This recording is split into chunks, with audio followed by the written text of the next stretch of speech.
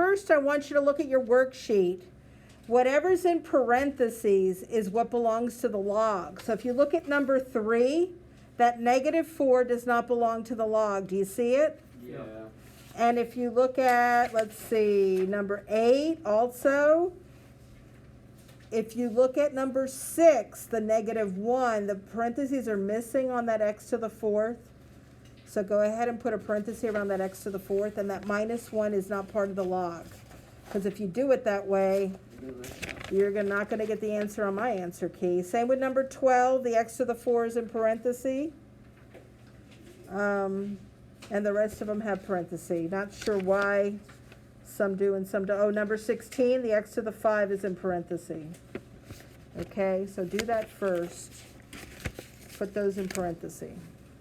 Okay, so when you're finding the inverse, the first thing you do is you switch the x with the y and the y with the x, and you leave the y alone. That's what you did in Algebra 2 when you found inverses of easier stuff. And this is just a little harder. So we got x equals 8 log base 2 of y cubed minus 4.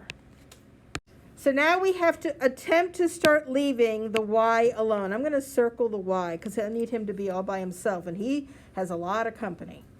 So let's do this first. Let's take this and say x equals a log base 2 of y cubed minus 4, and that 8 turns into an exponent. We learned that a while ago. So now you really can't get rid of that 8 because it's on something that's on a log, but I can change this to exponential form.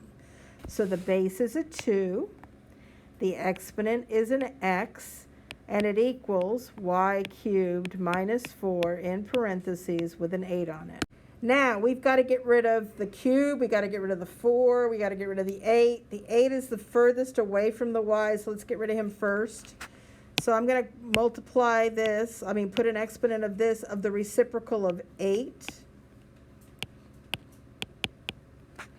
We clean it up as 2 to the x over 8 equals y cubed minus 4. We're getting there.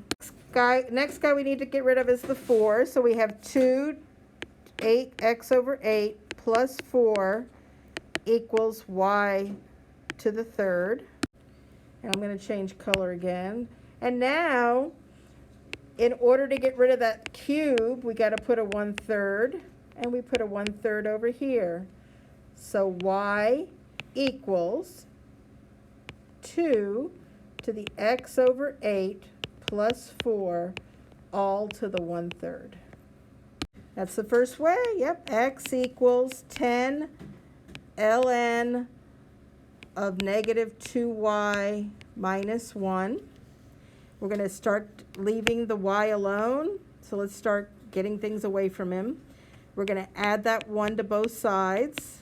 10 ln of -2y. We're going to move this 10 to the exponent of this guy.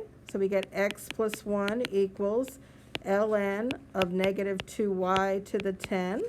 And we cannot get rid of the 10 until we get rid of the ln's. We've got to put it in an exponential form. And ln is a base e, which is understood. And so we do e to the x plus 1 equals -2y to the 10. In order to get rid of this exponent of 10, we have to put a 1/10 on both sides. And we have e to the x plus 1 all to the 1/10 equals -2y. And then we just divide by -2. Now I know I've asked you not to leave negatives in the basement, but in this case, when there's all that complication upstairs, just leave it in the basement. Don't mess with it. So the first thing we do is, other than be quiet, is change the x with the y and the y with the x. Then we get rid of the 3. So we got x minus 3 equals -log base 4 of y to the 4th. And then we take this negative 1 and put it up here. So that ends up being x minus 3 equals log base 4 of y to the negative 4. And then, to get rid of a negative 4, no, we have to put it in exponential form first. Hold on. See why I erased this one? I don't know. 4 to the x minus 3 equals y to the negative 4. And to get rid of the negative 4, we put that up to the negative 1/4. Okay? And so y equals 4 to the x minus 3 to the negative 1/4. And for some reason, this answer key does not want you to have a negative exponent on the outside.